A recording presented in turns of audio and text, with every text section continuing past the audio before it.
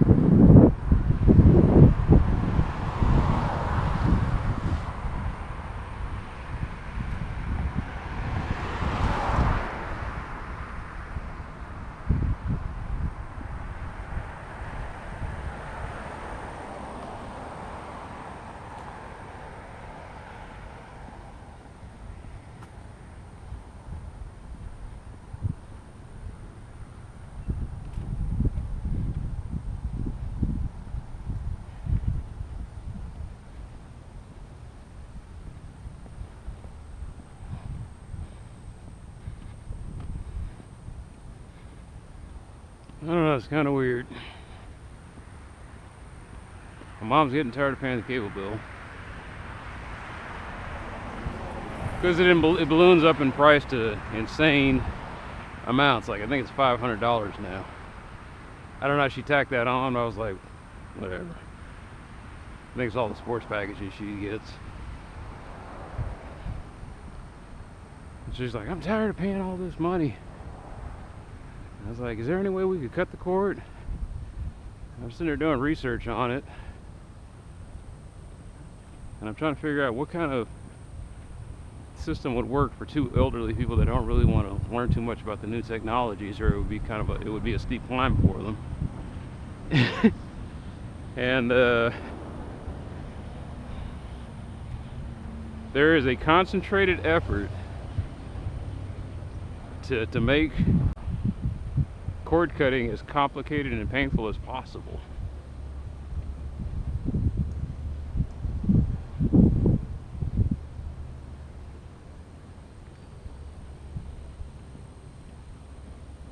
At least for older people.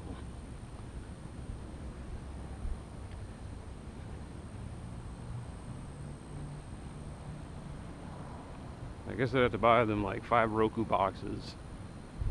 And then with the 5 Roku boxes, I had to try to sign them with something that allows some kind of cable bundle. I was looking at Hulu. And Hulu says, yeah, you can do this and this, but we tack on a fee for this, we tack on a fee for that, we tack on a fee for that. And by the time you get done paying all those fees, you're paying about the same, if not more, than you would be for just the regular old bundled cable package that you get from a service provider.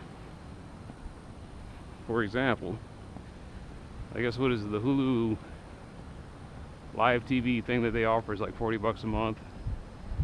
And for some very basic things. Doesn't have nearly all it's just 60 base channels. Doesn't have nearly all the ones that they watch. My dad watches Encore and Westerns and all that. And I think they had a $14.99 package for that. We got five cable boxes. But Hulu only allows you to view things on 2 TVs. So you'd have to pay an extra fee per, like I think it's $14.99 per month per extra TV.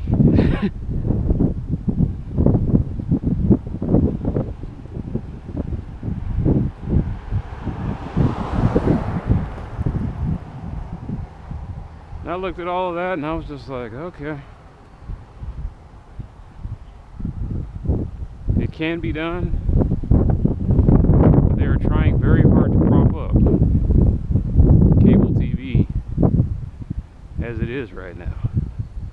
What the fuck is going on around here, man? For the last 2 days I've just had concentrated cop presence.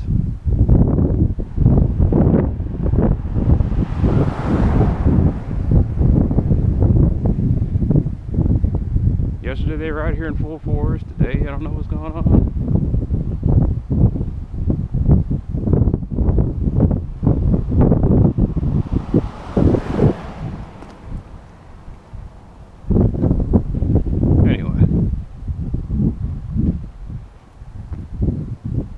I don't know. Like, for me, it's not a big deal. I don't watch any of that stuff. I was watching the sports stuff for a while, but the Mavericks started to suck. The Rangers will suck as long as John Daniels is in charge, so I don't watch them. Don't really watch the NFL. But the only sports thing I watch on a regular basis, almost religiously, was college football. And then ESPN turned me off with that when they made it hard for me to watch the championship game. I said I'll watch it later. I go to watch it later. I can't find it in the normal broadcasting format. They got stuff where the guy blogs and does all this other stupid stuff. Watching one where 2 guys are talking. Watching another one where they got some weird angle inside of a press box. I was like, what the hell is this? So I just gave up. I said, eh.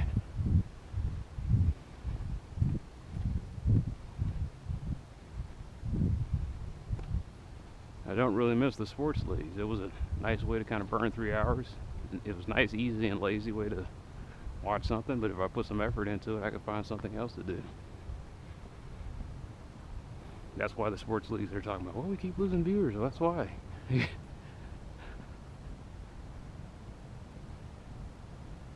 I got books and movies and everything else to be catching up on. There's online classes to take. Tons of video games. Started playing one and I just never got back to it.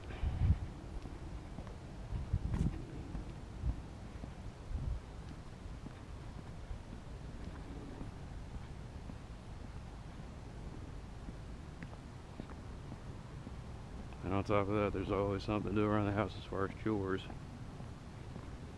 I didn't get to run yesterday because I was putting the shelf together.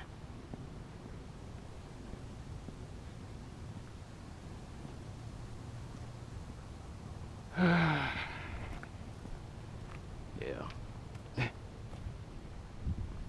I live with somebody who's a pack rat. We're not quite hoarder class yet, but we're getting there. I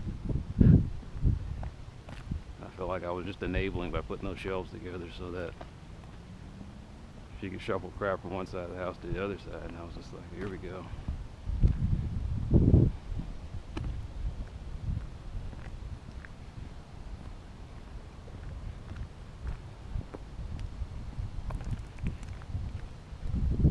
I can't keep doing it.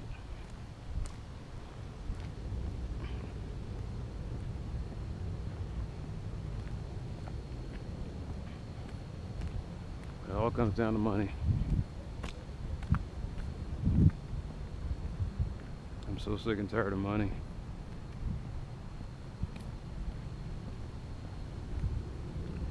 Buying in bulk and then trying to figure out where to put that stuff.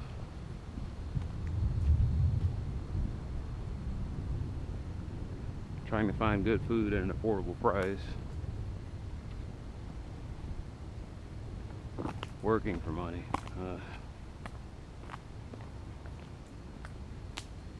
Just tired of money, man.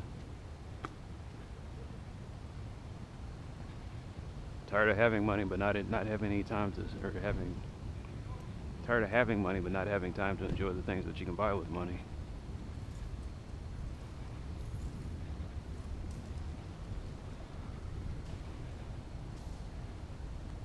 That's why people sit there and they get all mad about the rich. I'm mad for different reasons, but I understand that pain that they have to deal with, having all the money in the world but no time to enjoy the things you buy. That's the curse of being rich. I'm not saying I'm rich, I'm just saying I know that curse.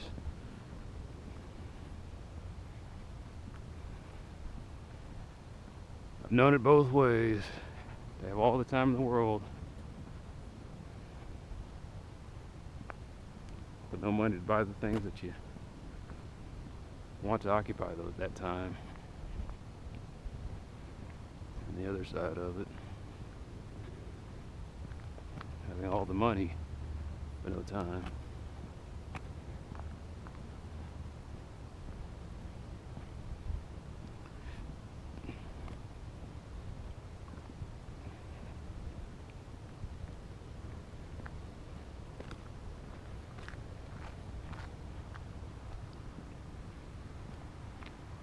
It's amazing how much time exercise eats up.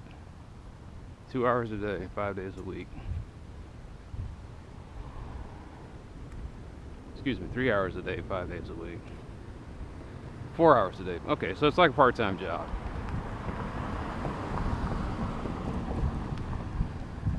Work the full-time job on the weekends. The part-time job is working out during the week. So I'm going to be doing this for 2 hours, and then I'm going to be going to the gym and working out for 90 minutes on all the different stuff. And I got the gym regulars that want to socialize with me, but I don't want to socialize with them because it eats 15 minutes out of the workout, adds 15 minutes to the workout. I don't want to be rude, but at the same time, they are some interesting cats to talk to. That's the sad thing, man. I lose out on conversation because I just don't have time.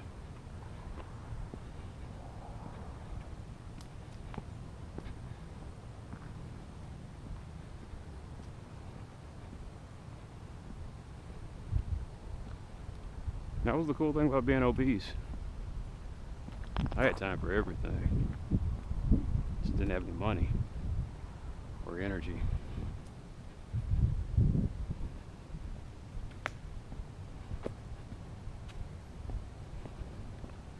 I guess what I'm complaining about is, like I said, I would love the 20-hour work week. I can already dream it in my head. I could work 8 hours on Friday, 8 hours on Saturday, 8 hours on Sunday. At a job I didn't particularly like.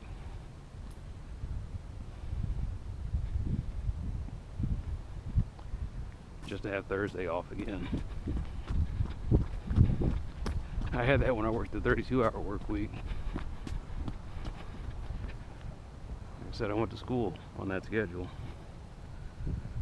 Friday, it was a Friday 8 and 2 12s on Saturday and Sunday.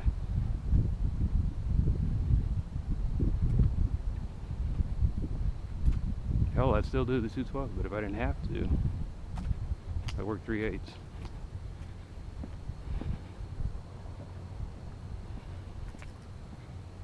Sign some kind of waiver that says that, you know, you don't, that even though it's over 20 hours, I forfeit the overtime rights to the last 4 hours.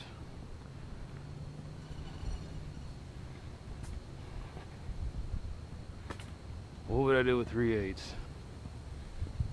Oh man.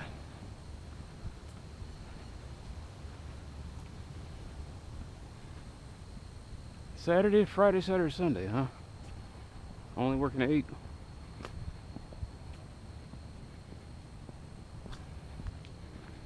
On Friday, I would change, so I would make my long distance runs on Friday if that was the case. I could get up at 3 o'clock, 4 o'clock, go run my 6 miles or longer.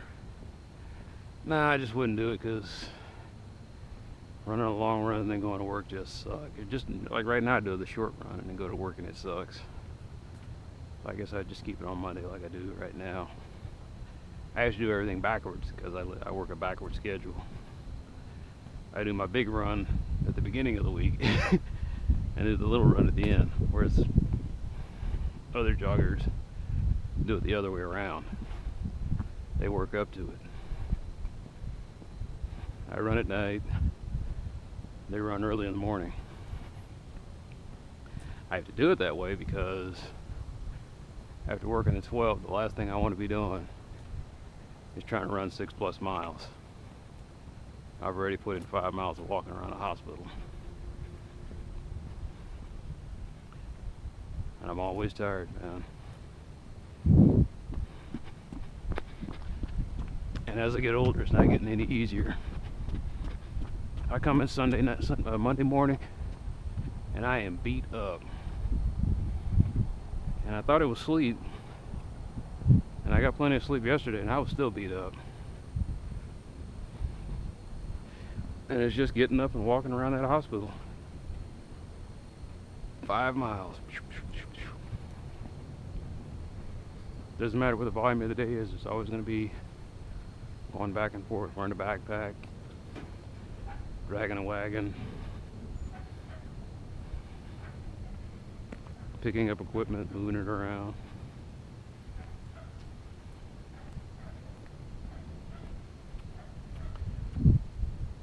It's like, it could be worse, it could be a warehouse job. Well, with a warehouse job you can brace for.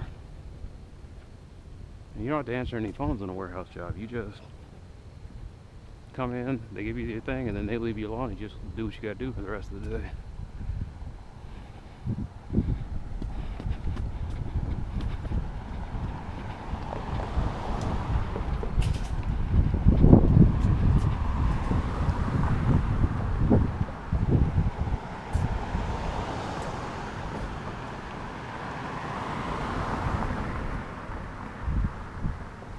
of assholes out here.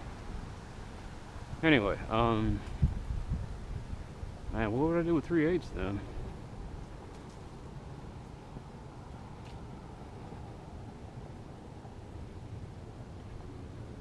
I probably would go back to school.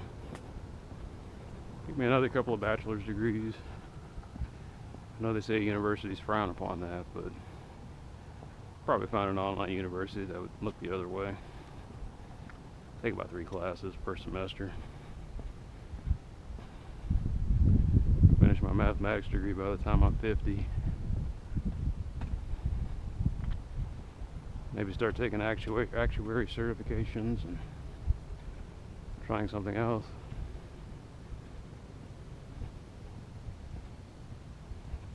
Take ASC mechanic certification classes and maybe restore a car or something.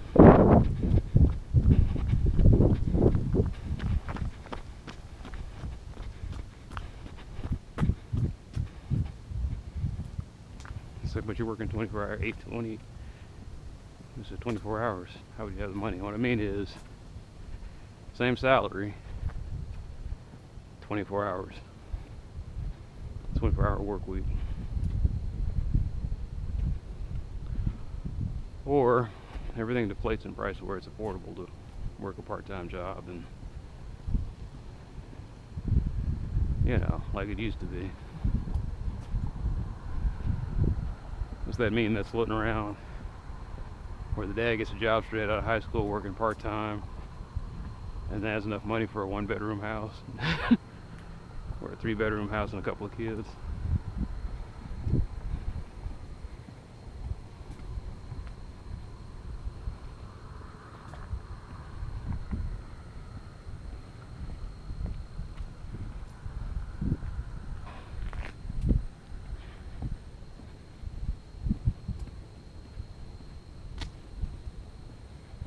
At first I'd sit there and I was talking about doom and despair, about how the environment, there might be too many people, and you blah blah blah blah.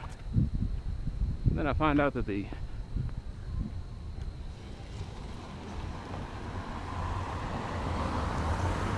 Earth's crust is 80 miles deep.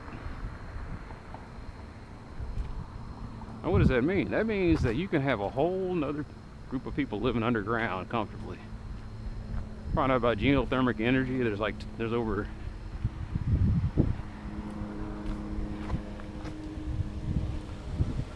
There's over 8 million years worth of energy down there.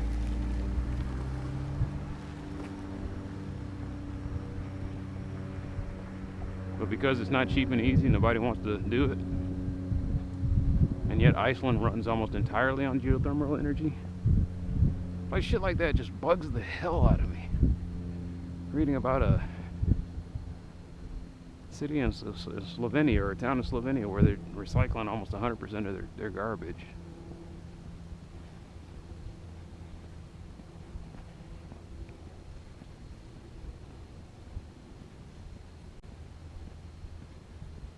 Practical places on Earth. Practical ideas that aren't being implemented. That's why I'm depressed.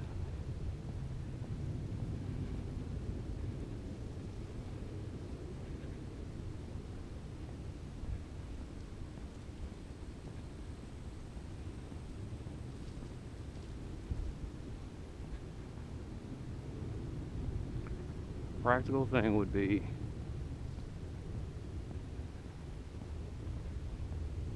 Hulu offering basic cable would be a practical idea.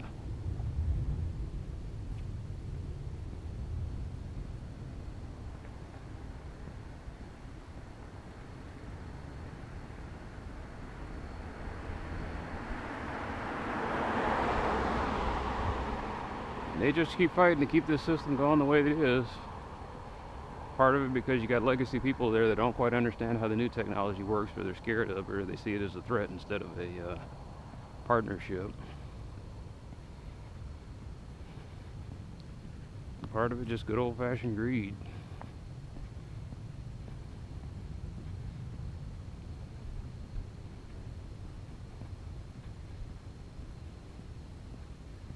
The only reason I would buy a Hulu subscription is right now they got One Punch Man.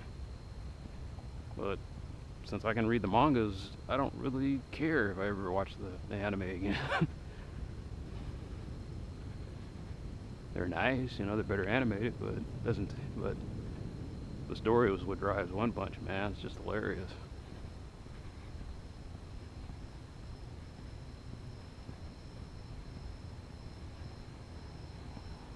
I got The Flash to watch, Arrow, Legends of Tomorrow. When those finally go away, Netflix is actually offering some pretty decent stuff that occupies my time quite nicely. Like they had, what was it, Tuca and Bertie. I wasn't going to give that show a chance no matter what. And he was like, you might like this. And I was like, it looks silly. I said, let me give it one episode and then I'll trash it. I clicked on it. I looked at one episode. I said, I gotta look at another episode. I looked at another episode. I gotta look at another. I was like, mother. Tuca and Bertie got me. They hooked me, man. Those girls were hilarious. God, I couldn't stop laughing. I had tears in my eyes sometimes they were doing stuff. I was like, what in the world is this? It's crazy. Then I'm reading the bio about the girl that does the voice of Tuca. And I was like, boy, that girl's impressive. She survived some shit.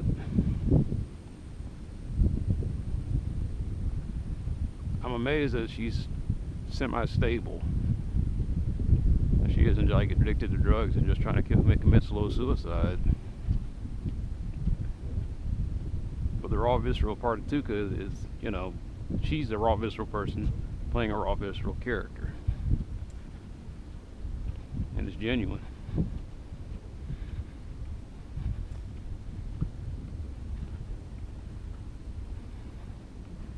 I like that it's crude. I like that it's crude and sophomoric with some of the humor.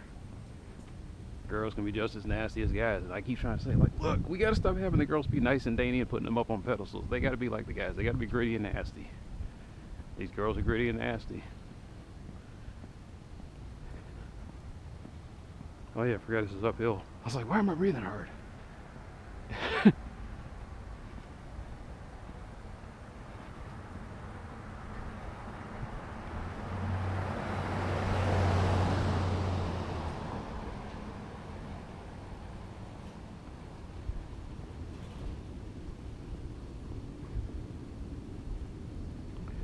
This city don't slow down like it used to.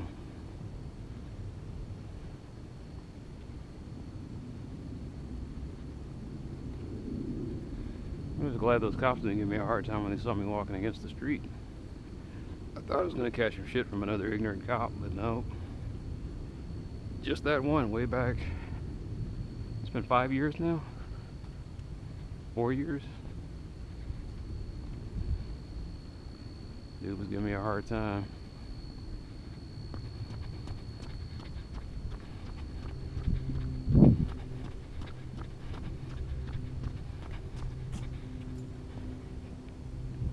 I've had 2 cops like that. The one that told me, get out of the street.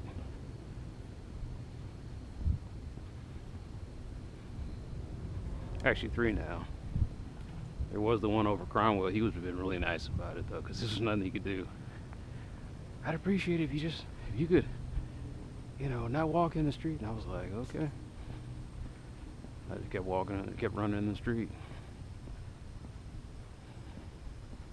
Because the sidewalk that he was telling me to walk on suddenly breaks and stops, and there's a grass patch and a big hole in there that I stepped in before.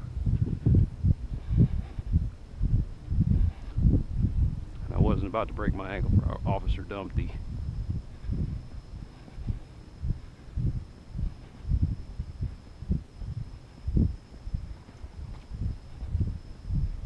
Do they have a hard job? I don't feel sorry for them. They signed up for this. You want to be the people's babysitter? Well, that's what it includes.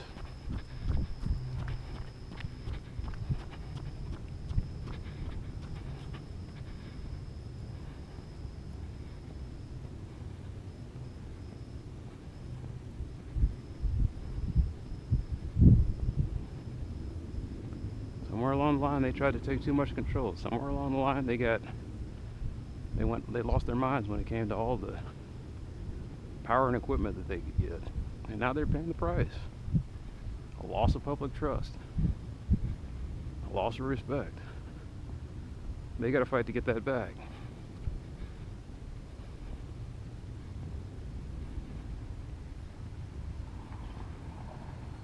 So the main time I'll still be walking in the street until somebody comes up and says, you know what? Dallas has a walkability score of 25. Maybe we need to get that up to 100. Maybe one of the things that'll make us a great city is if people could actually get around the goddamn place.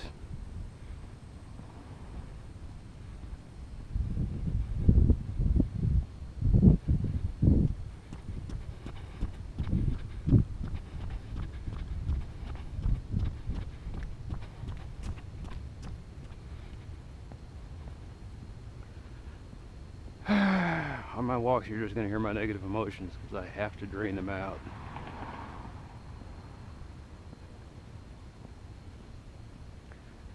If I had positive emotions, I probably wouldn't be walking.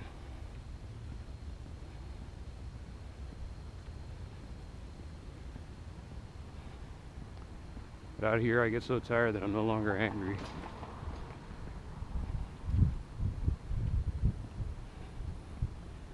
I think it's harder to do because the air is getting harder to breathe, and I come home and my lungs feel like they've been sunburned. I'm coughing up weird stuff.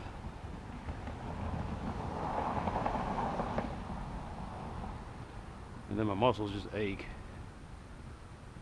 Like someone who's had a fever or the flu.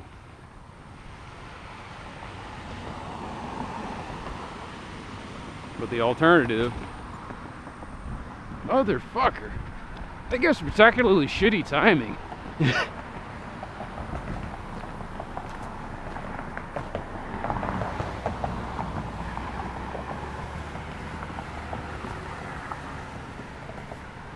So the alternative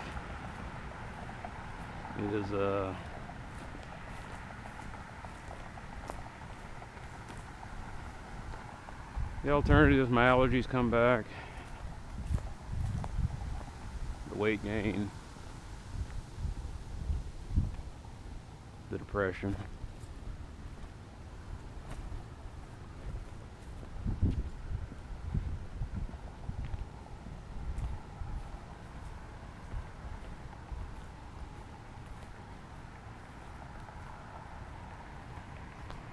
Hmm.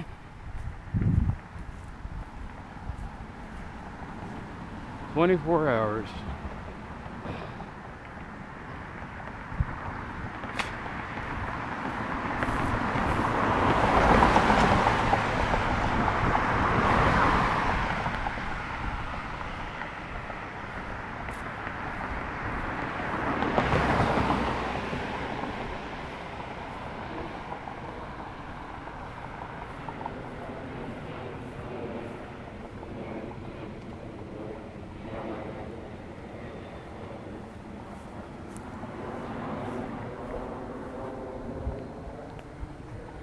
I don't really need that much money anyway. I mean, I live in a house with my folks.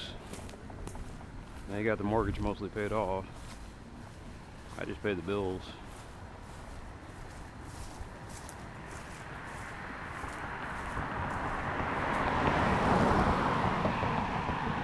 Versus living alone in an apartment.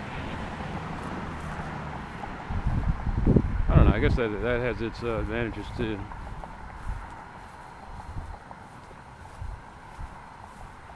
I was just angry about the idea of having to pay rent for the rest of my life, but no matter how you slice it, man, it's another gimmick.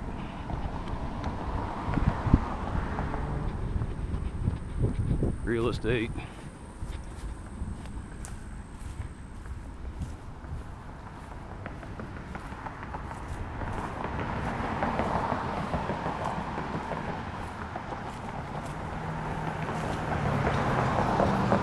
Like I said, no matter how I slice it, it doesn't make any sense to me. I'm paying, once every blue moon, I pay like $1,000 maybe to get something fixed on the outside of the house, trim some trees. I was just breaking it down. I was like, nothing would justify me. I was going to buy that condo.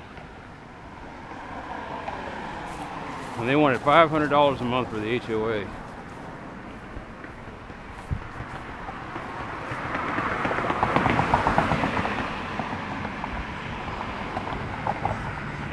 What I would have got with the HOA was trash and water, someone trimming the trees, painting the exterior every once in a while, I guess, and use of the common areas. They had like a weight room and all that other stupid shit. And I was just breaking it down in my head, and I was like, well, right now I'm paying what I would have paid. It still wouldn't have come out to $500 a month. Probably would have came out to like maybe $250 at most.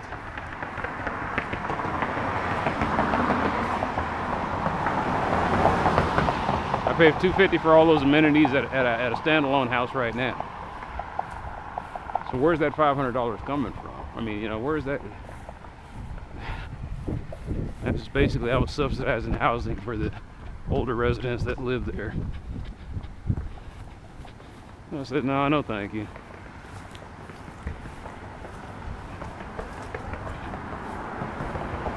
Not $500 a year, which I'd have jumped on that in a heartbeat.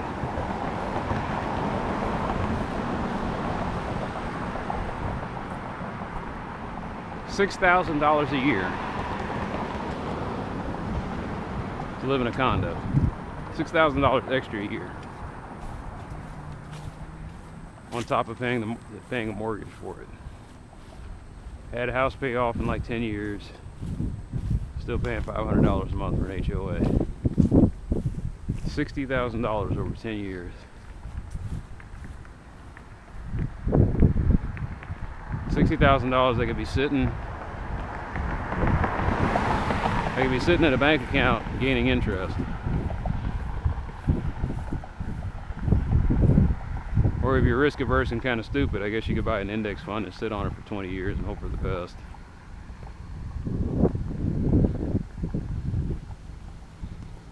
That's if you still believe in the markets. I don't.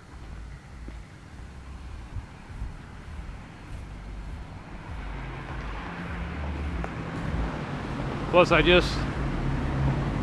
don't have that. Like I said, $60,000. I wish I had $60,000 where I can dump it in something and not need it to be liquid for 20 years.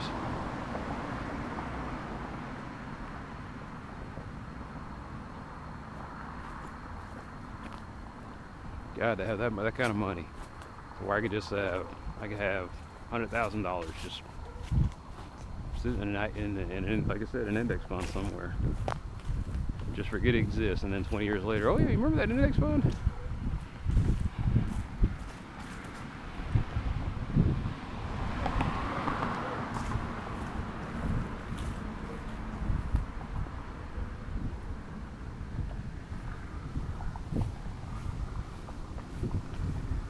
See, I'm not convinced that the markets are going to keep going up. I think we've hit like a plateau. I think we're just flatlining out. So I'm waiting for everything to tank again. This is going to be our new normal, where every 10 years or so,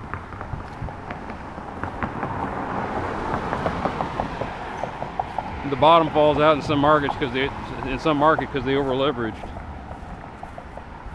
What's the next big bubble that everyone keeps talking about? The education bubble, but that's a little different.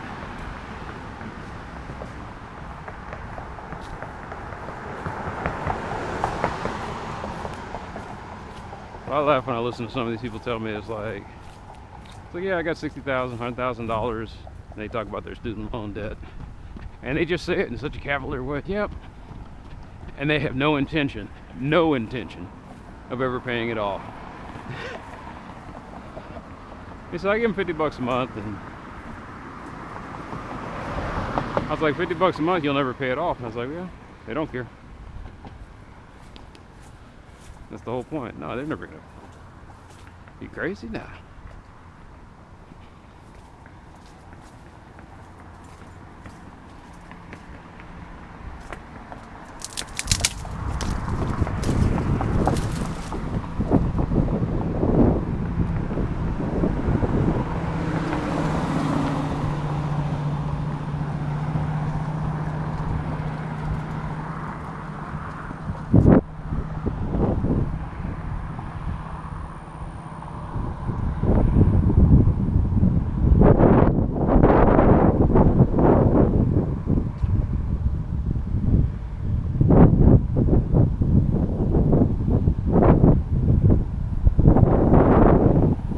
once in a while I hear harpings in the news about how some candidate says he's going to forgive the student loan debt. See, the problem is I'm trying not to watch the news, but that doesn't mean that everybody doesn't want to tell you the news. Every once in a while someone comes, hey, did you hear about this? I was like, I don't really care, but okay. Somebody trying to tell me that, yeah, the tariff war is going to cause something that I buy to go up in price. I was like, yeah, shit happens. The guy from Morehouse College paid off all these guys' student debt. I was like, oh, that was nice of him.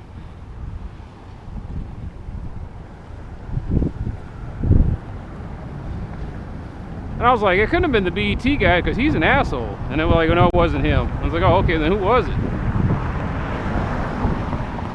Some tech billionaire.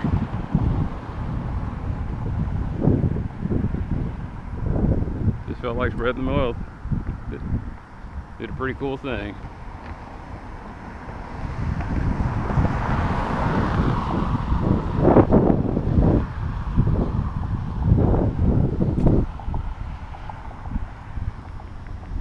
For one graduating class, so there might have been, what, $50 million in debt?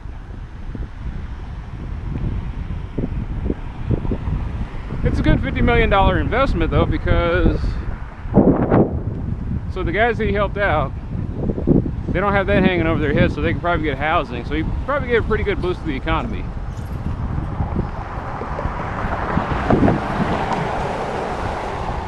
Unfortunately, he doesn't get to pocket any of that. But his $50,000 investment in students like that might wind up yielding like $350 million to the general economy. Maybe more than that.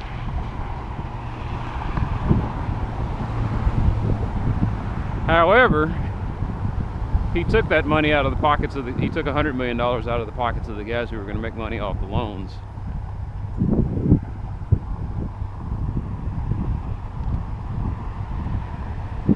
So I'm sure there will be repercussions for that. Or how they retaliate. I don't know. I just know they won't be on the news.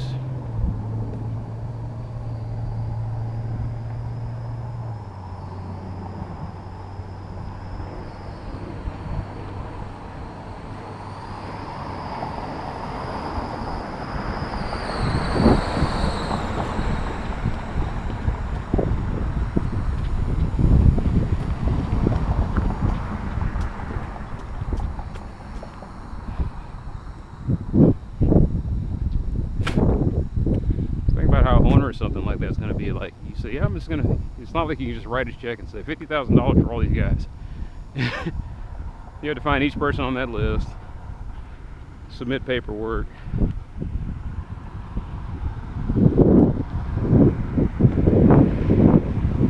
And then I'm kind of wondering, is there some kind of weird tax that comes in on that? Like the guy said, well, the guy forgave my debt. I said, we understand that. We understand that, but we're gonna count that as a taxable gift. So all the guys who got their stuff paid off still have to pay a tax in some way for that as a gift or something.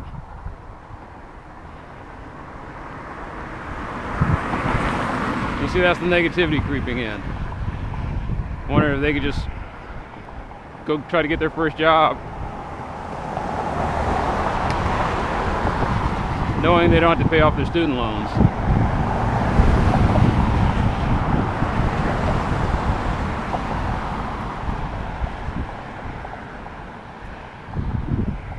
But not knowing that Uncle Sam's going to try to make some kind of tax revenue off of it. That would be fucked up. No, that's the world we live in. Pretty fucked up.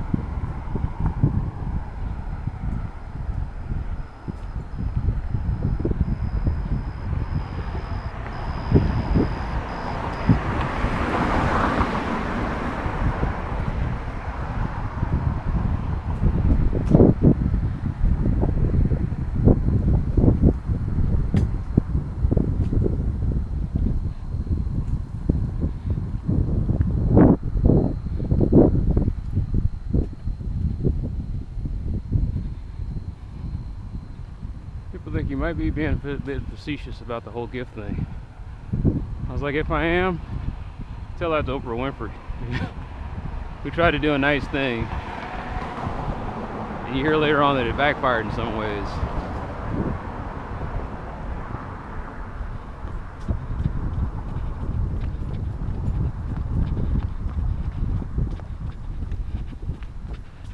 I read about how the people who were sitting in the audience, they all got new cars.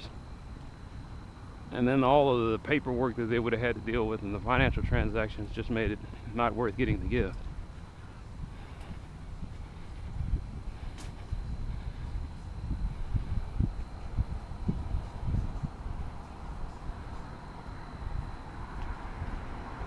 And that's my biggest worry is, are those guys who just now had their student loans paid off,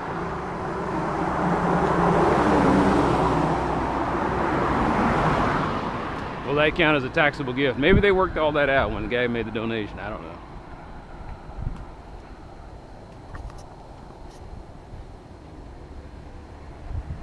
But that's how fucked up this country is. It's like you try to do something nice and give someone a gift, and it still hurts them. Hurting people by doing the right thing.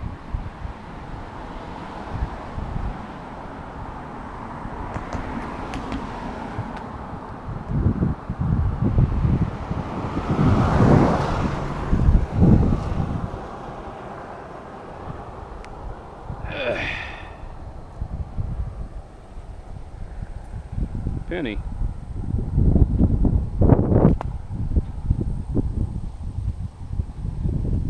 Yeah, it's a little fun thing to do. It's like playing a video game. Although I can't do anything with a penny. I just scoop them up, put them in a jar somewhere, and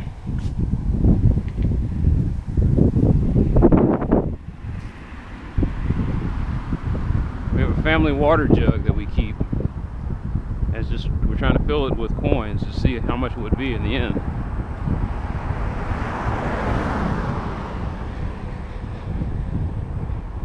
Now, I haven't been keeping up with the news. I don't know if they finally discontinued the penny or we still got it.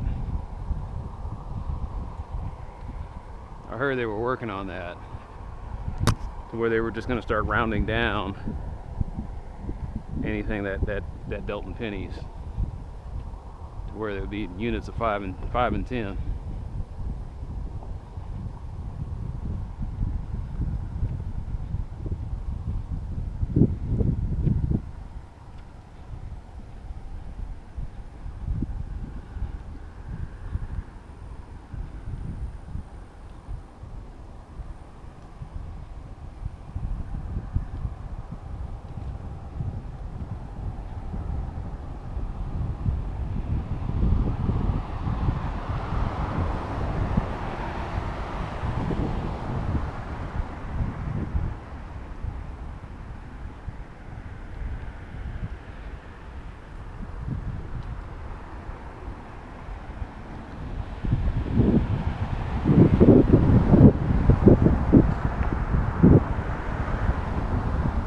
I have heard of stupid cases though where bill collectors, their automated systems will actually cut off someone's service because they don't they don't have like the exact change on there. I was like, okay. My brother was telling me stories about the way the old toll booth was. You can go through there, and they had just change lying on the ground because nobody would bother to pick it up, and trying to figure out that whole mess.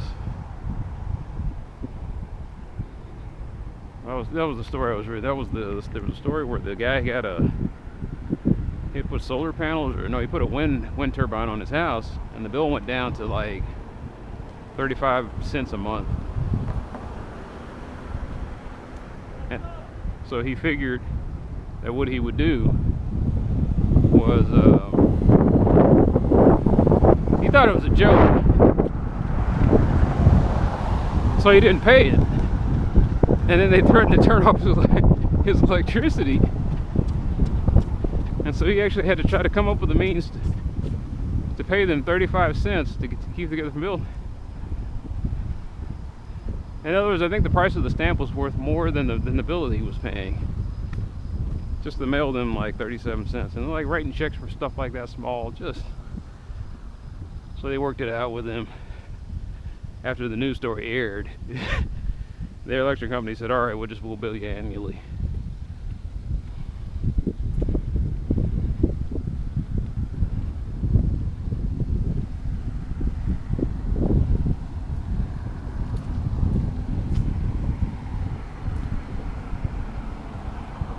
And part of me wanted to do something like that, where I would just get like the solar panels, put them on the house, start having like insanely low electric bills.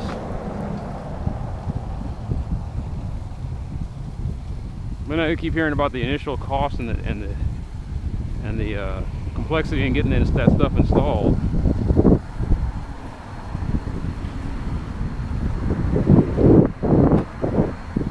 And I'm kind of worried of getting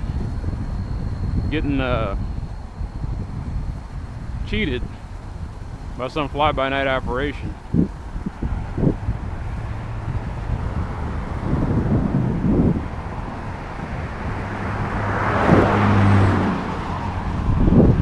I keep hearing about tax breaks, and like, tax breaks don't mean anything to me because I don't get returns.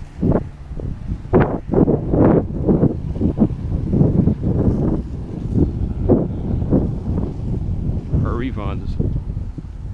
I file for my taxes and it's just like, oh yeah, you're getting $5 back. I was like, oh, okay, cool.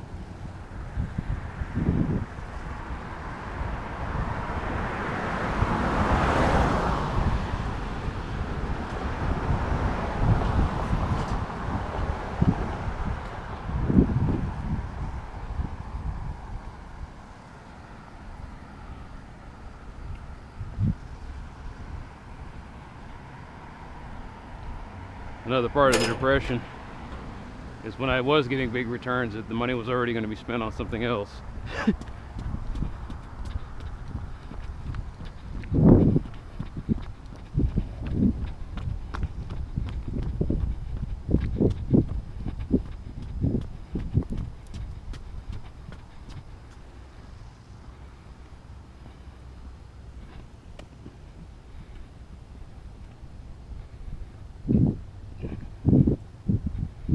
Eating tonight.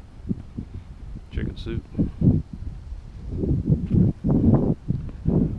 Chicken soup with whole wheat crackers.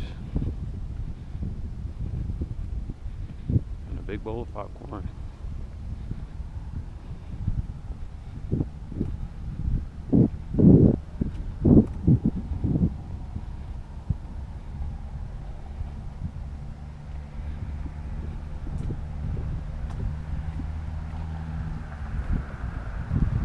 Gotta lose 10 pounds.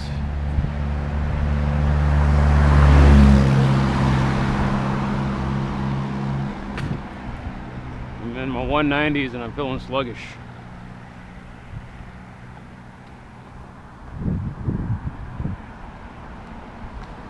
Might not be the weight though. I got down to like I said, I got down to 175, 170 and I felt sluggish.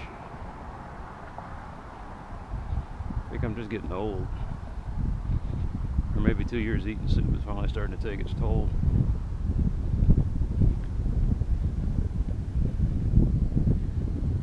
I miss being able to eat whatever the hell I wanted.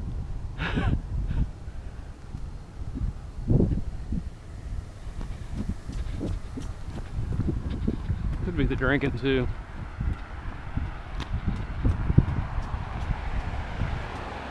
Even though I only drink once a week.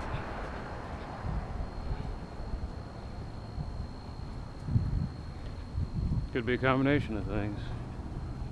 At the end of the day, I'm just getting old.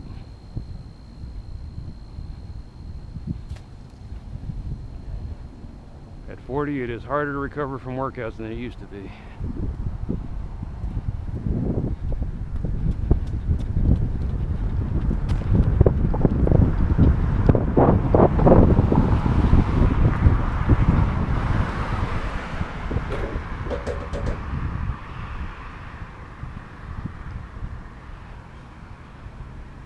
A good night's sleep used to fix a lot of things.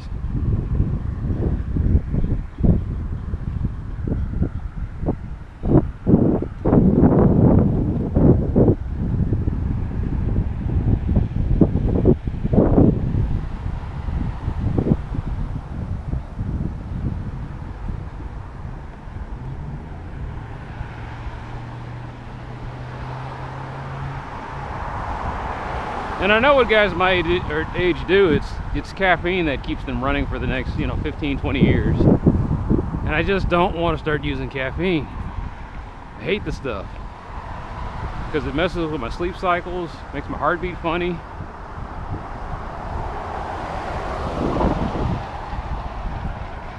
Then again, I said the same thing about alcohol. Well, not that it makes my heart beat funny. I just didn't want to take it because I kept hearing all the hype. It kills organs. It does this. It does that. It kills brain cells. And I'm like, nah, I just don't care. It's taken away 20 years. I don't want it anyway. Caffeine, I don't really get much of a benefit out of it.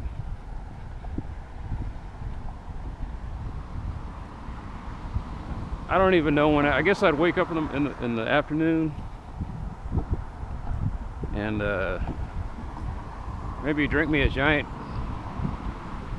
pitcher of tea, or if it's green tea, I'd have to get like a couple of bottles of it. Then go do this workout, and unfortunately I'd crash, eat and crash, and then try to go work out.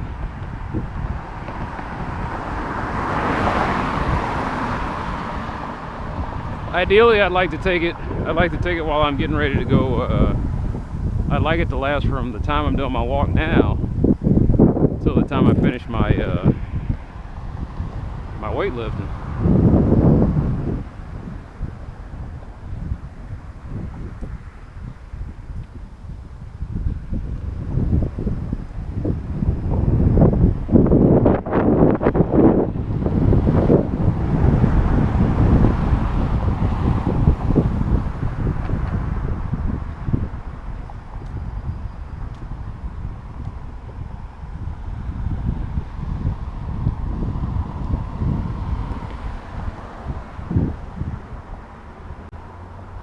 Like if I was on caffeine, I'd probably be done with my walk by now.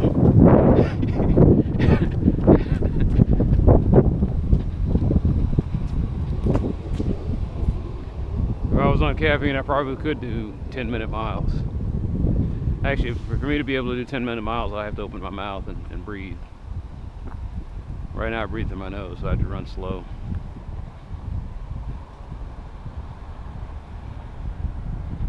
There's no way that I would ever breathe this air unfiltered.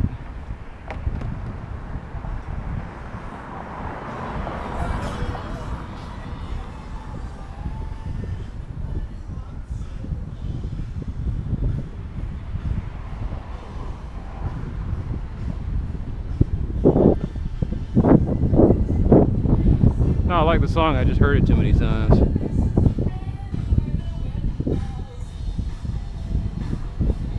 And of course I'm gonna get a copyright notice. And then I'll be cussing out whatever sorry son of a bitch came up with that song. But I'm not mad at him, I'm mad at the asshole that he sat in the dotted line for. He's just some dumb rube that can play a guitar.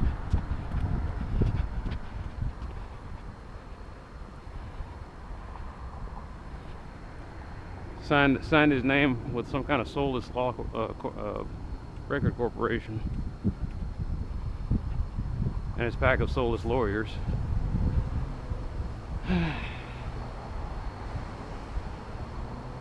So for him to get a royalty check, my YouTube video has to be monetized. Videos of me huffing and puffing and bitching to the camera with a shaky camera in the dark, somehow that's monetized. If anybody is paying to watch my video, know that I don't get a dime off of this, and I am sorry for your pain. I am not getting rich making this. I'm not getting anything making this.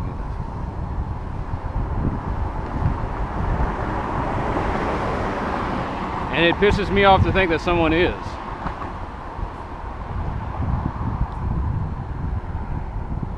That's why I made everything Creative Commons. And then I try to do it and it says, you can't do that, there's copyrighted material on your video. I was like, what the devil are you talking about? It's a 5-second clip of somebody listening to some trashy Mexican song on their in their truck.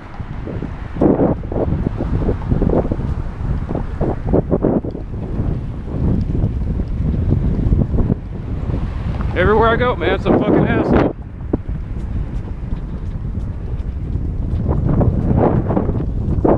Anyway, some dude was listening to some raggedy song in his car or truck. And so that gives some asshole the right to put ads on my video.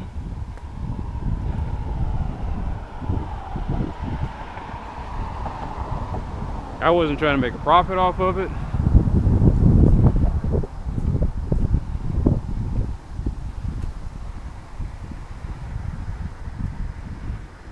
I wasn't enticing anybody to steal.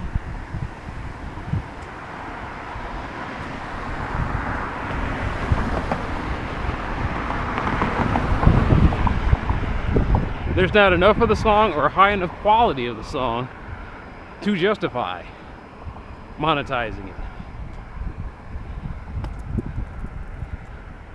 I can't claim fair use because it's not like I was trying to do educational things with it.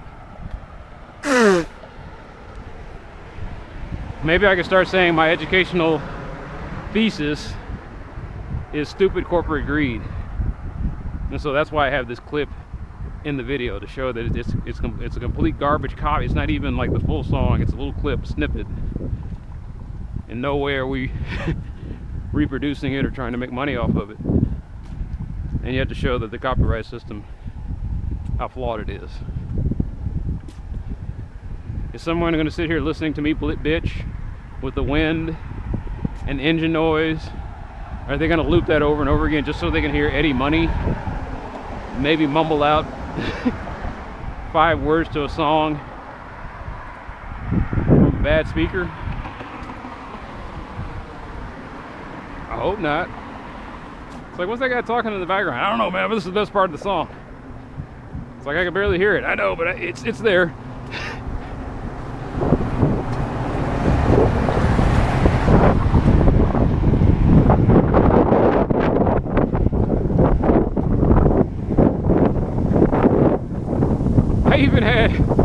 I even got a copyright notice for just the video alone. Like, it was, the video matched another video, and I kept getting copyright notices about that.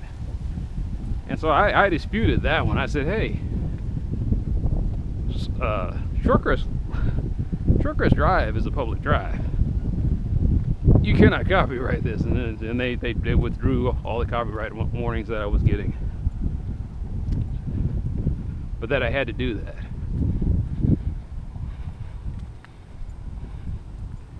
Because something in my video matched like a 1-frame shot, I guess, of DFW airport, I mean, Bluefield Airport or something.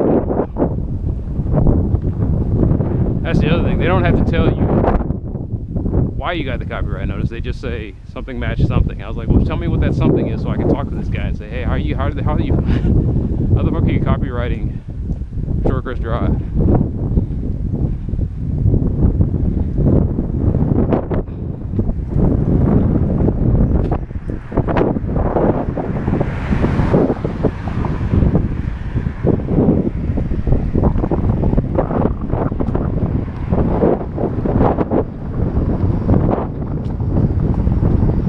80 miles of real estate underneath the crust of the earth.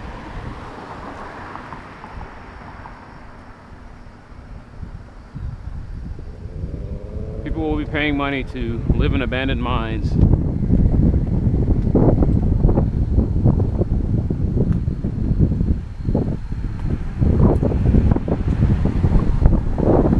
I thought it was kind of cool. I thought about doing it. I was like, you know, I was like, how much would it cost to have a house built underground? But the major problem was for rainwater and pumping. I guess it gets pretty damp underneath. In some places, it gets pretty damp underground.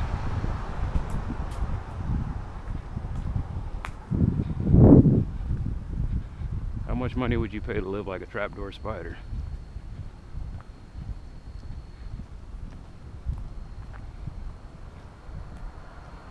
or a mole, or a naked mole rat.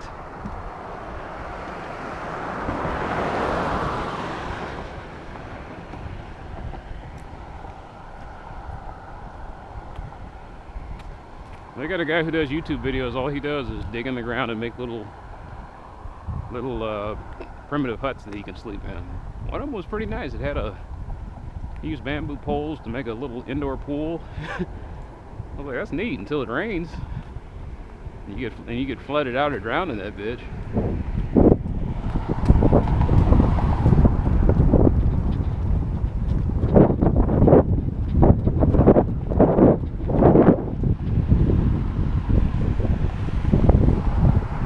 Watching videos of guys restore. A lot of assholes out here. A guy restoring knives and lighters and guns. And some people are right, he isn't doing it right, but it's still, he made a functional knife. Sometimes I think that's what the idiots the perfectionists forget, is it ain't got to be perfect, it just got to be functional. Now the gun I was kind of worried about, he was drilling into the barrel and cleaning the rust out, and I was like, I hope he didn't strip off the chromium lining.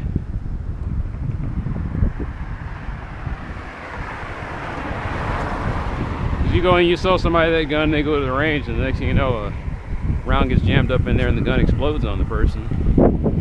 That get nasty. But the knife, I couldn't figure that part out. The guy said, well, you took the bevel off and you changed the diameter knife and you messed it all up, and the dude was cutting paper like it was nothing. And I said, it looks like the knife works to me, mofo.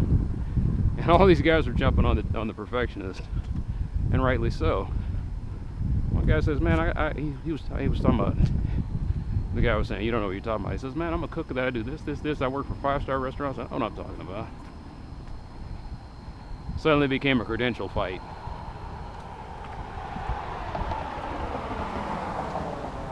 And then people wound up saying that put your money where your mouth is. I was like, if you know so much, you start restoring knives and you put videos up, and then you can make commentary. Otherwise, shut the fuck up.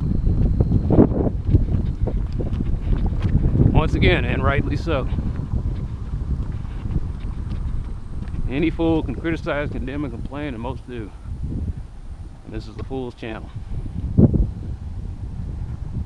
Well, with my criticism is I'm trying to figure out there are better systems, and they're not being implemented because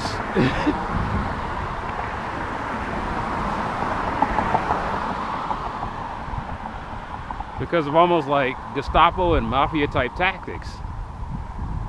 You know, we're the guys who are already in place. We like things the way they are, as fucked up as they are, and we're not going to implement anything that's better. I'm like, all right.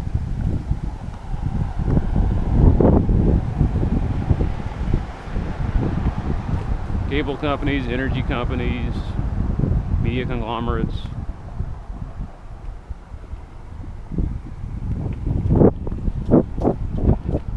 And then one day that company comes in there, makes them all eat their lunch, and they know they can't fight these guys fairly, so they use every sleazy tactic in the book to try to mess up those other guys' business, and it fails miserably for them. Dinosaurs fighting off of being eaten instead of realizing they can evolve into something else.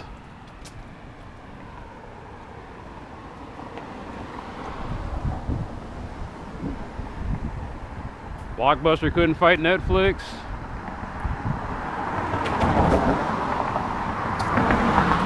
Retail can't fight Amazon.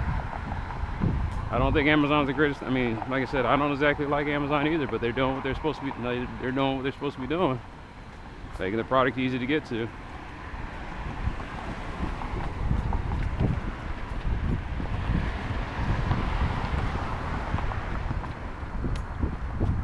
I don't understand. You think that would be business 101? If you want people to keep buying your product, make it easy as hell to get to it. Drug dealers understand this. Pirates understand this. Tech innovators understand this. But no one else does.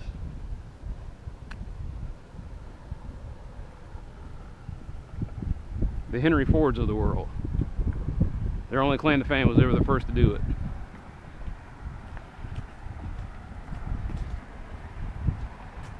And then complain as they're getting lapped. I kind of wouldn't even say Henry Ford. I mean, he was stubborn on some things, but he was just trying to make a cheap car. And he succeeded. And then people said, we don't want cheap cars, or we want good cars. And Ford has never been able to deliver that.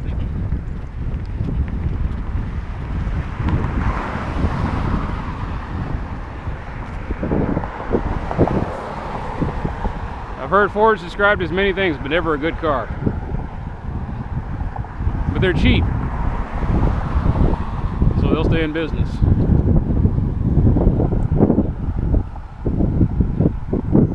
But the day somebody comes up with a company that makes it easy to get a car, it's easy to get a cheap and good car, there are a lot of automakers that are going to go out of business.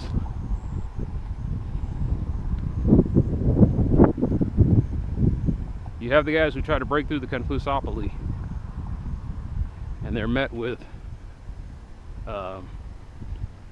underhanded legal resistance. Quote, legal resistance.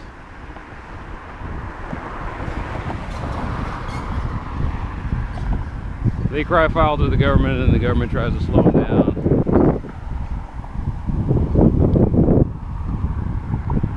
It's kind of funny that Microsoft used to do that. I mean, Microsoft was the guys that they had that done to them with Internet Explorer. They had a browser that was built in, easy to get to, easy to use. And then the other guys who were making browsers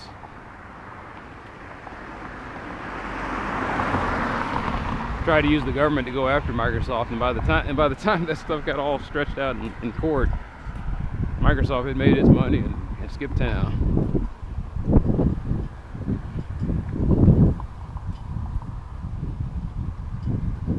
Why do they do it? Desperation. Like I said, the thing I hate about Amazon is their whole work ethic is karoshi. That's their default plan.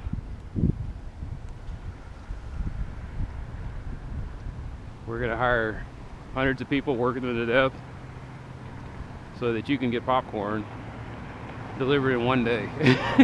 And I'm like,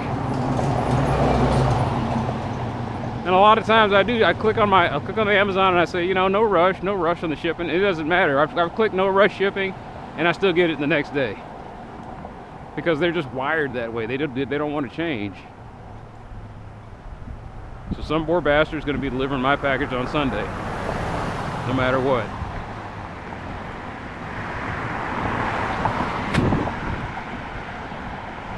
It's like, you could just not shop on Amazon. I've tried that. It's painful.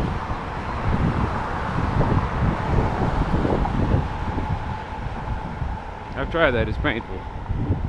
Trying to buy something, trying to buy bulk on Walmart, or trying to buy bulk on Sam's. And it's like, you got to spend at least $100 with us to get free shipping. Strike one. We don't have this in stock, and you have to go pick it up in the store. Strike two. Well, you could get free shipping on this, but you have to be you have to get a plus membership that costs $130 a month. Strike three, you're out.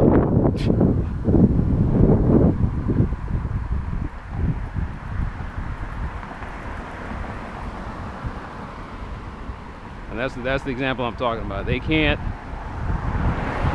I don't know what department said this was a good idea to do it this way, but they're still stuck in retail mode, or their old retail way mode.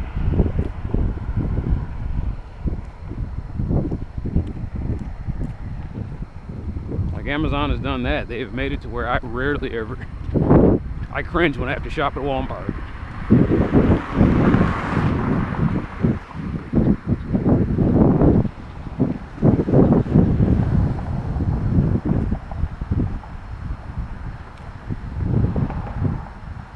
Probably not gonna get 6 miles in, am I? I was probably supposed to go to, I changed it up. I was gonna go down Merrell and then go down Surecrest.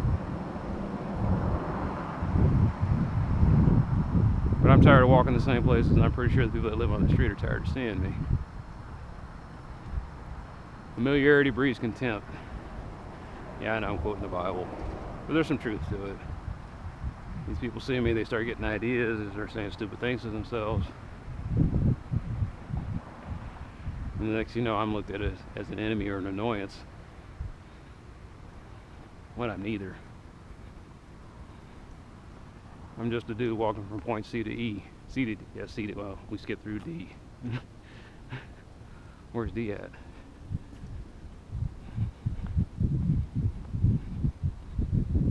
D's on Folkestone. I kid. I can't say A to B because we already did A to B. And then we did C to D. So this is F to G actually.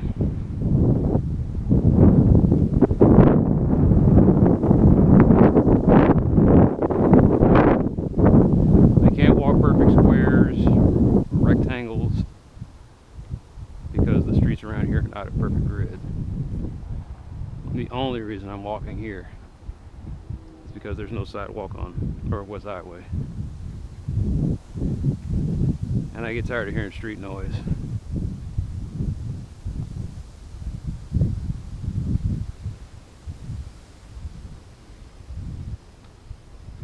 I get tired of dodging traffic, and I get tired of breathing in engine exhaust. And it's not in my head. You go down that corridor and it really is. It's like smoking a weak cigarette.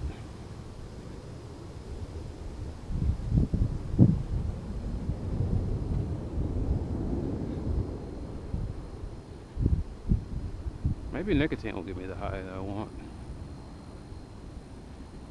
I mean, not the high, but the, the energy I want. I think it lasts longer than caffeine.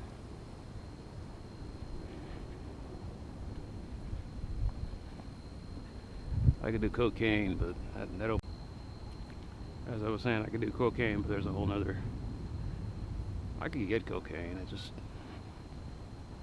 my paranoid ass, I'd be thinking the cops would be around the corner at any moment to bust me. Plus, I know too many guys who were busted with cocaine possession.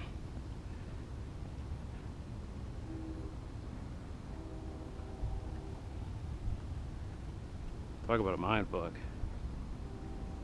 White powder. And you spend the rest of your life having a hard time finding jobs. So what do? They do all the sleazy, seedy business that everybody hates. They're the ones mailing you spam. They're the ones calling you up late at night. Not late at night, but they're the ones calling you up. Telemarketing. They're the ones trying to get the money from you that you owe. They're the ones who try to get you to buy a car.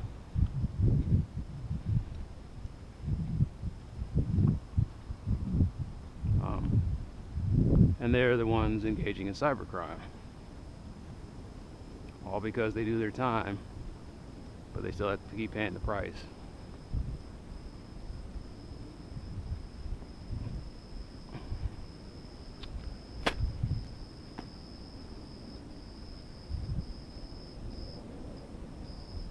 Well, because the guy who wasn't an addict, who was driving one day and just got caught by the cops at the wrong time.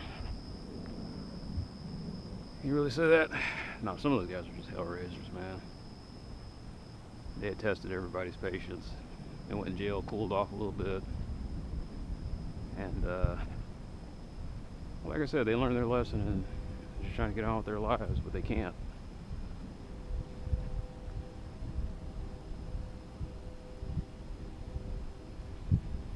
Being involved in cocaine defines them.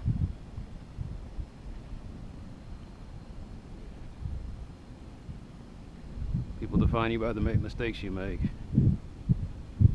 Bill Buckner, like I said, a solid hitter in Major League Baseball, but his whole career was defined by one play.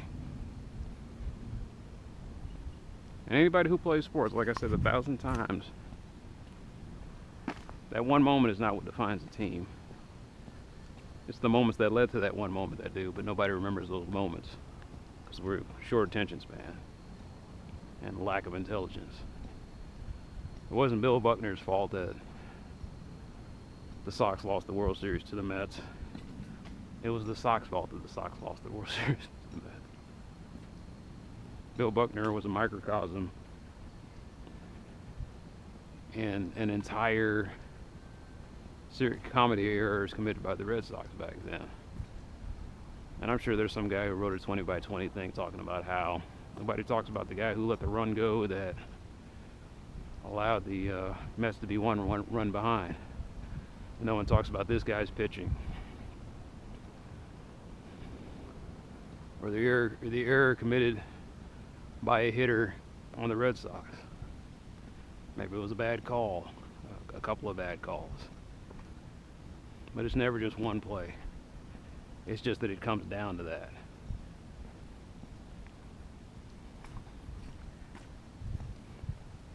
Like people were talking about Leon Lett and that infamous Dolphin game. Well, what they weren't talking about was the fact that the Cowboys were playing like garbage that whole game and deserved to lose. They had no business having that much trouble with the Miami Dolphins.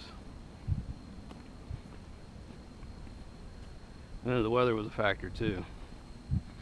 But once again, a team that struggles and like I said, is a warmer weather team comes down to Texas Stadium when it's cold and snow. The Cowboys should have every advantage, especially since they play in the NFC East, where mostly at that time of the year they're playing in constantly cold weather. But they let Miami come in there, hold them to a close game, and they tried to sneak out of there. They tried to sneak out of there with a 3-point. What was it? I think it was a 3-point win. And then Leon Lett.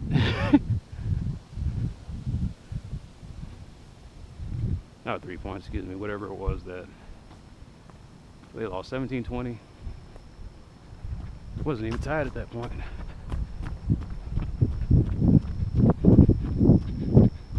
I gotta look up that score. I guess the point I'm trying to make is that Leon Lett made a stupid mistake, but he wasn't the only one that day.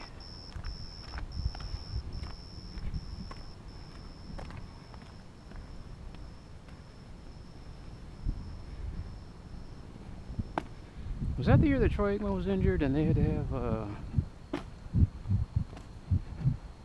that whole year was weird. That was when they won their 3rd Super Bowl and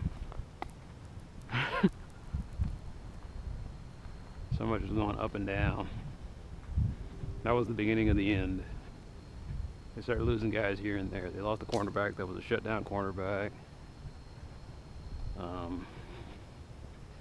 They lost Alvin Harper to free agency.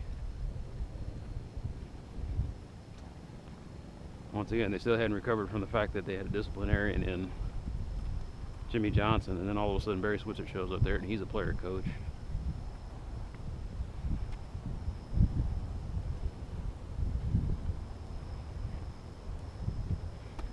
That was the beginning of the end. I think that was the year that Emmitt Smith was having all sorts of injury problems. And in fact, in that game, I think it was Lincoln Coleman. Lincoln Coleman was the leading rusher.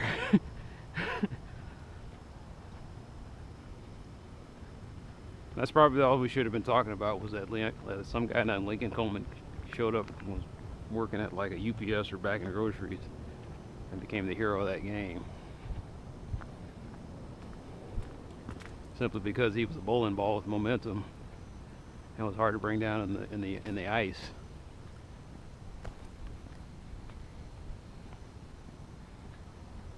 He comes in there fresh as the daisy. Everyone else had been playing football since the training camp, and they were all wore out. And it's amazing how Fresh Legs looks like a superstar in football. That's what Keith Jackson used to always talk about in college football. They'd have a team that was struggling.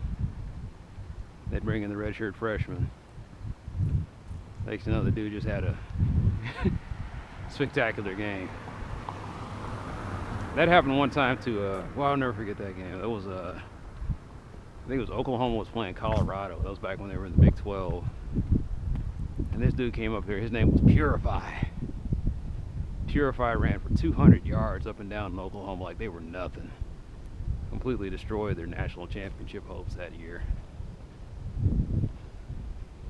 And I was like, man, I want to write the headline for that one. It just says Purified.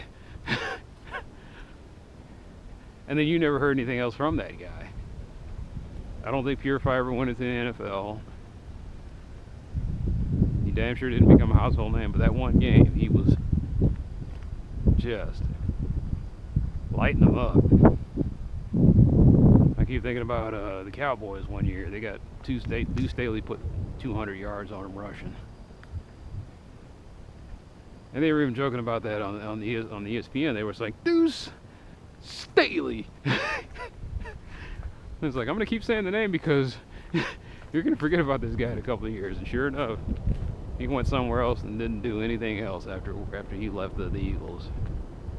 I think Deuce Staley went to the Saints and then just kind of quietly disappeared on the bench.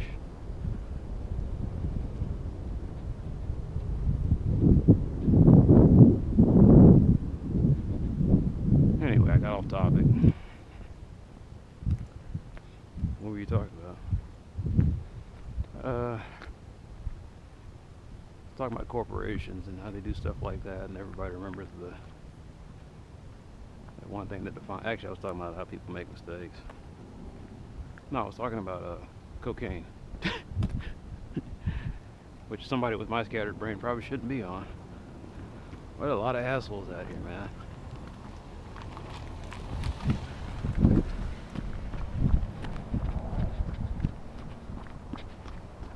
And I can't get used to that. It's like I'm walking now, and I turn and look, and there's somebody behind me. You know, I go somewhere and it's packed, and I'm having that happen to me when I walk now, or not. I mean, when I'm in a building somewhere. I turn, bam, somebody behind me. You get the feeling like that whole overpopulation thing is real. But it's just as Dallas is getting crammed too full of assholes. There's just too many people here now.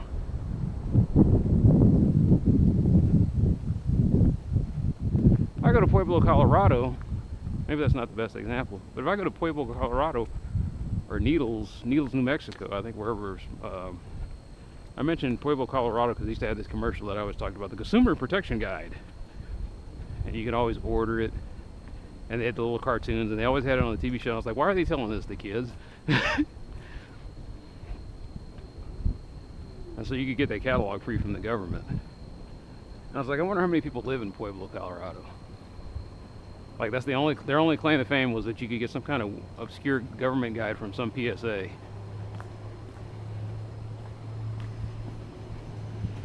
But I go to Pueblo, Colorado,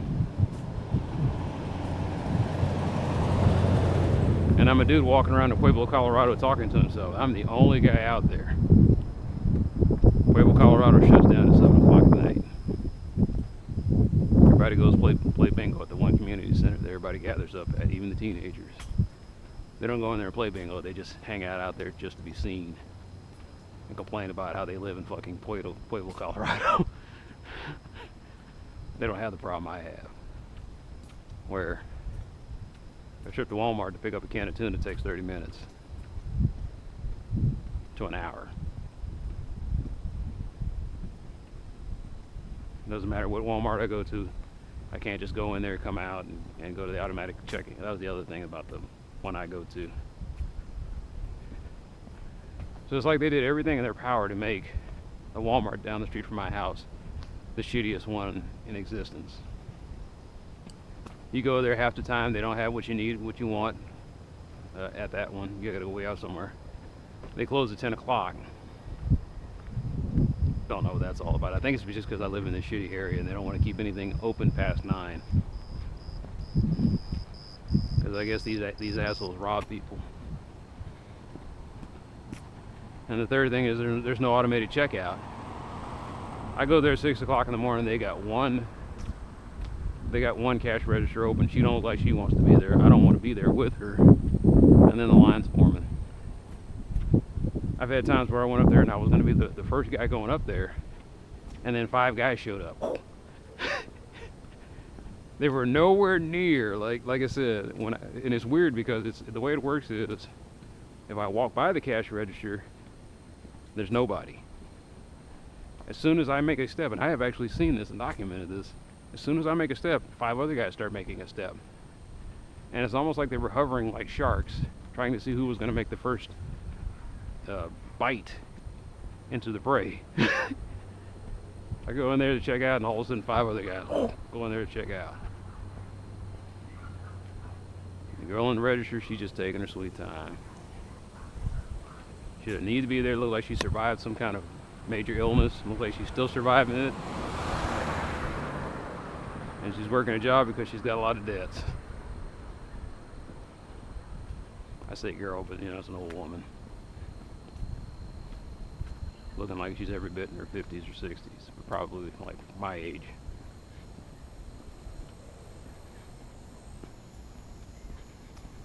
That's the problem I have to deal with. I go to Pueblo, Colorado. There might be that one Walmart, but I can get in and out of it in about 15 minutes. It doesn't matter what time of day it is, doesn't matter what's going on. For some reason, I can always get in and out of there in 15 minutes. It's not open 24/7, but it doesn't have to be. Because it always takes me 15 minutes. I don't mind going there and buying something during the normal hours. Because I'm not working the night shift in Pueblo, Colorado.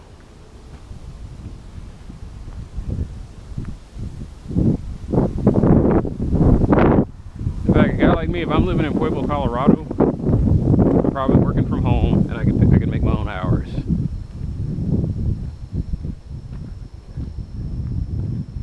So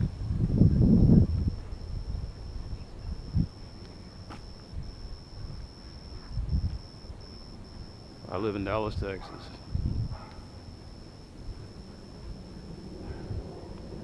Where the Walmart closes at 9 o'clock, at 10 o'clock. There's always traffic. And someone's walking their dog at 10 o'clock at night without a leash. So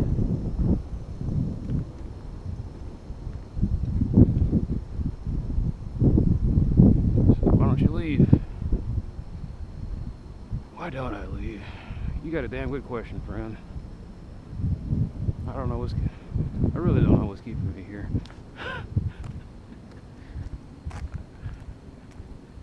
I guess if I could apply for a job in Missoula, Montana, I would. And it's like the job pays $40,000 in an annual salary. And a house in Missoula, Montana costs $200,000.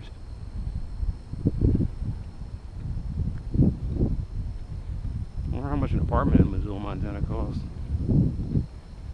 That's a good question. I keep telling myself it's because I wouldn't be able to get used to the bad winters. Well, we got bad summers here, and I can adapt to that. You know, I'll adapt. What's keeping me in Dallas, Texas, man? I don't have an excuse. I think it's just it's this laziness that washes over you. This is all I've ever known. It's not even a fear of the unknown, it's more like a annoyance of the unknown. I know I can adapt, it's just that I don't want to. I'm lazy though. It's laziness. That's what it is. Laziness is the only thing keeping me in Dallas, Texas. It's not greed. If I make less money but be happier somewhere else, I will do it in a fucking heartbeat.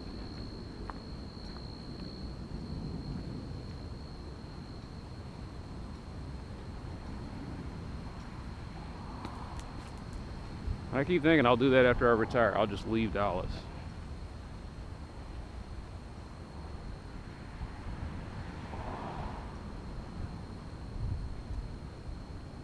And then I think about how difficult it would be.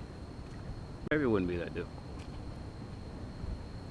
Go to the job interview. I had to fly out there, and I was like, I don't like airplanes. I was like, well, maybe you could drive out there. It'd take too long. No matter what, I'd have to quit my job.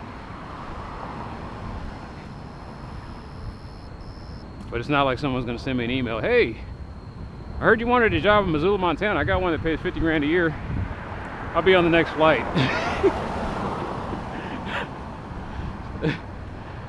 I buy an RV. I take my ass over there, take the job. The job is guaranteed. That's the other thing. It's right, like I said, right now I don't believe in American business. It's like I take the $50,000 job and then they're laying off people 6 months later. The guy tells me, no, you're working for the state or you're working for a company. He's like, we're going to be here a long time. And so like for the next 20 years, I just know I'm going to be in Missoula, Montana. Yeah, I do that. I do that in a heartbeat. I'd leave Dallas so fast. You're like, where'd Wayman go? I don't know. He was there yesterday. You calling up folks? Where'd you go? I'm in Missoula, Montana. You didn't give me any kind of notice. Well, I had a deal. It's too good to pass up, man.